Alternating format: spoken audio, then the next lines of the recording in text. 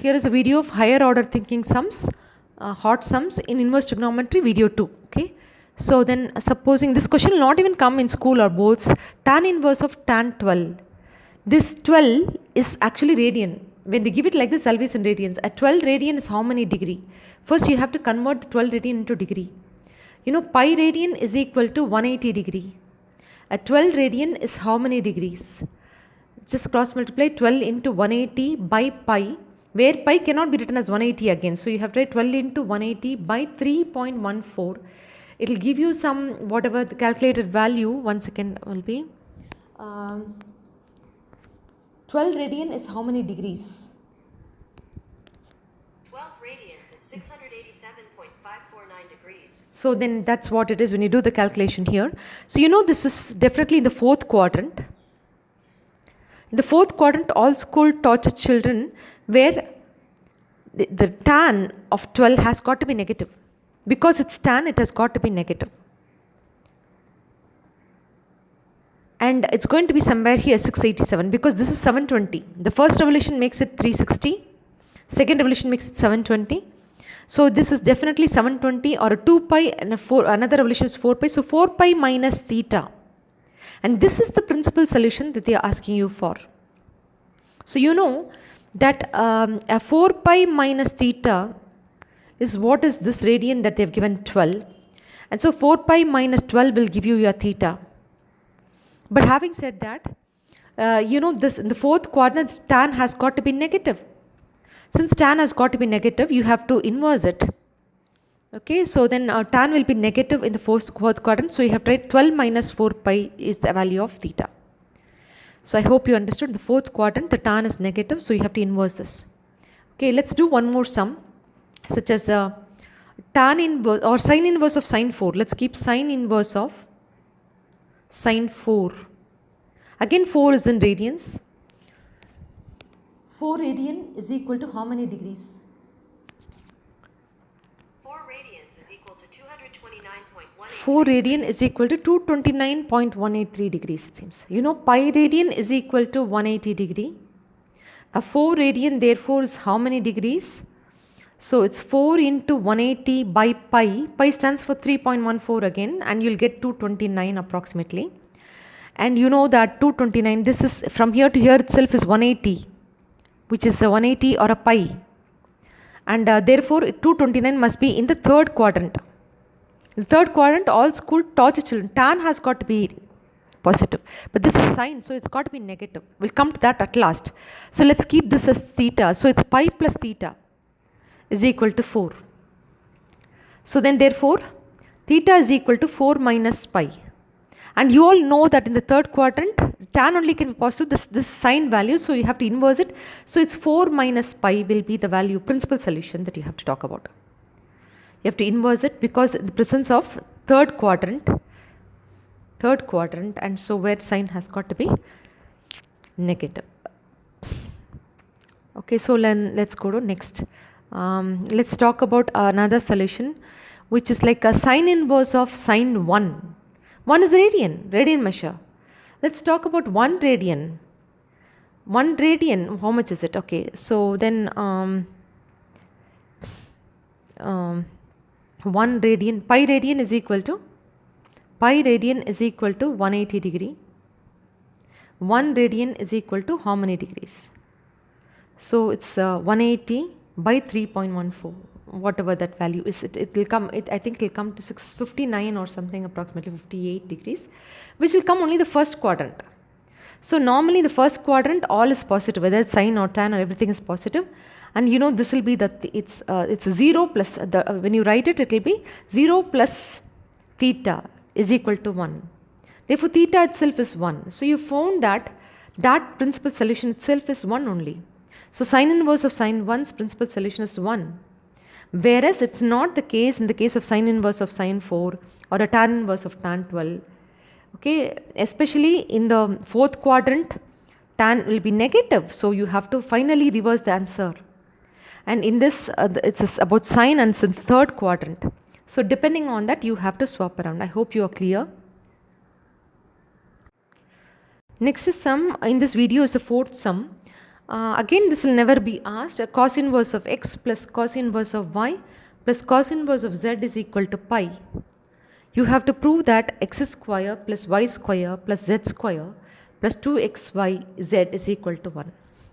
The moment I see this has been given, if it was pi by 2, I could have shifted one of the, okay, even now I can do that, even it's pi. I can shift one of the cos inverse because you have negative argument according to which cos, secant and cot will come as pi minus cos inverse or pi minus cot inverse or whatever. So then therefore I can shift one of it to the other side. Okay, let me shift the z, cos inverse of z to the other side. Shifting cos inverse of z to the other side, cos inverse of x plus cos inverse of y is equal to pi minus cos inverse of z. And you all know cos in pi minus cos inverse of z should have been negative argument minus z, which will be cos inverse of x plus cos inverse of y. The entire crux of inverse trigonometry is you don't want two cos inverse, a cos inverse plus cos inverse, you have to write it as one cos inverse. And how do we do that here? Okay, let's derive a formula for cos inverse of x plus cos inverse of y. Let's assume this is theta and this is y, this is phi, sorry. Assume this is phi. So theta plus phi doesn't make any sense. So apply a cos out of the blue, you're applying a cos to it. So you know the formula is cos A cos B minus sin A sin B. And you know cos inverse of x is equal to theta, then x is equal to cos theta. And cos inverse of y is equal to phi. Y is equal to cos phi. So this will become x and this will become y minus sin theta itself is root of 1 minus cos square theta. So root of 1 minus x square, and y itself is root of the sin phi is equal to 1 minus cos square phi, which is cos phi is y, so root of 1 minus y square.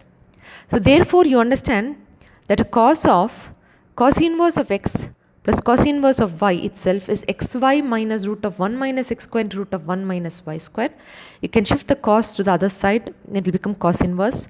Cos inverse of x plus cos inverse of y therefore is cos inverse of xy minus root of 1 minus x square into root of 1 minus y square.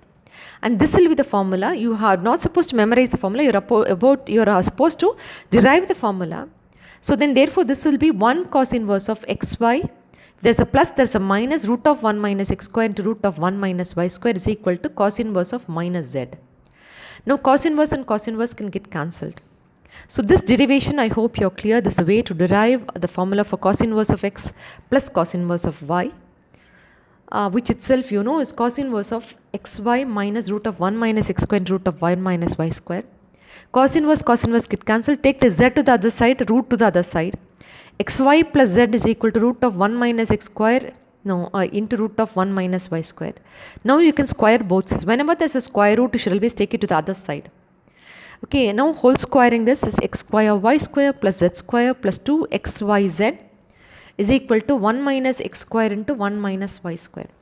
And x square y square plus z square plus 2xyz itself is 1 minus x square minus y square plus x square y square. X square y square get cancelled. You can bring everything to the other side. So then x square plus y square plus z square plus 2xyz minus 1 will be 0. Is that what you need to prove? Is equal to 1. So then therefore you can take the other side, retain the 1 there. So this is equal to 1. It's something new that you've never come across. I only taught you how to convert a tan inverse of x plus tan inverse of y, which is tan inverse of x plus y by 1 minus xy. Tan inverse of x minus tan inverse of y is tan inverse of x minus y by 1 plus xy. Never have we done cos inverse of x plus cos inverse of y. But the way I derived, you have to derive and write the formula cos inverse of xy minus root of 1 minus x square root of 1 minus y square. So then that enables you to solve this kind of sums, which are never asked in any exams. Okay, so let's do one more sum similar to this kind, which is let me take fifth sum. If cos inverse of x by a plus cos inverse of y by b is equal to alpha, prove that x square by a square minus 2xy by ab into cos alpha plus y square by b square is equal to sin square alpha. This is to prove. So what's been given is this, and you know it's similar to cos inverse of x plus cos inverse of y, which is cos inverse of xy minus root of 1 minus x squared root of 1 minus y squared, but x itself is x by a and y itself is y by b. So the left hand side will become cos inverse of x by a into y by b minus root of 1 minus x square by a square into root of 1 minus y square by b square.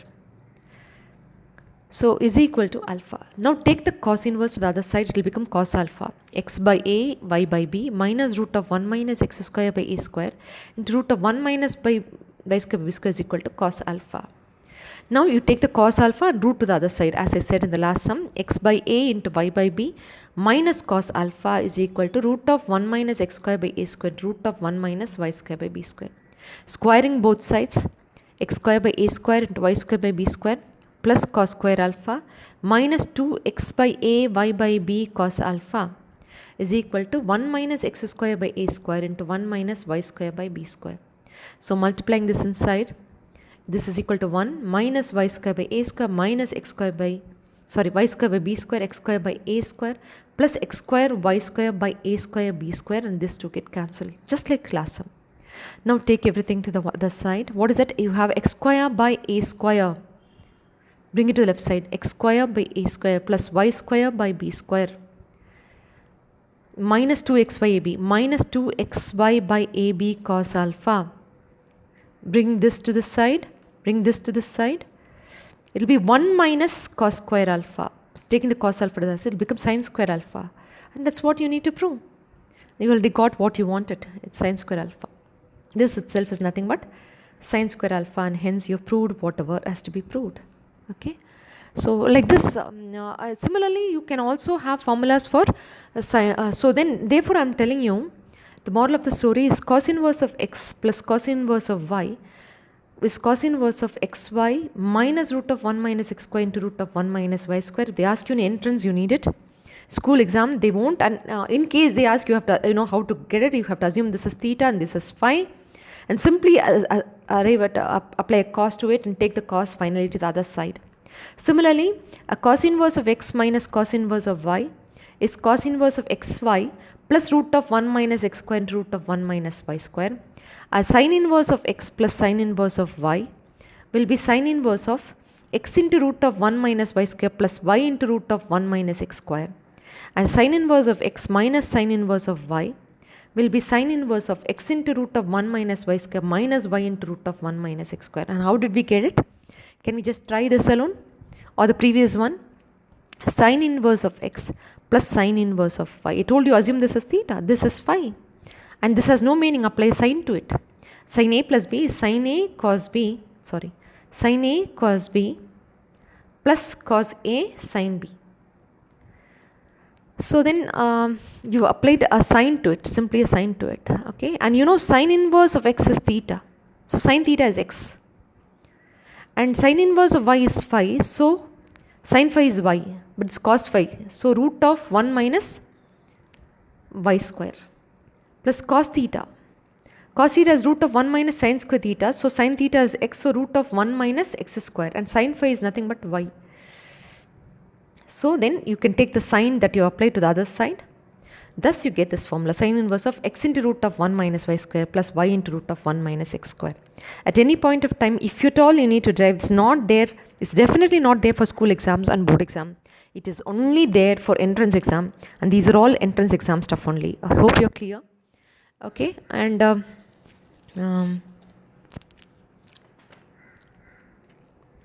that's about it, guys. That's about it. So then as long as you're clear with such sums,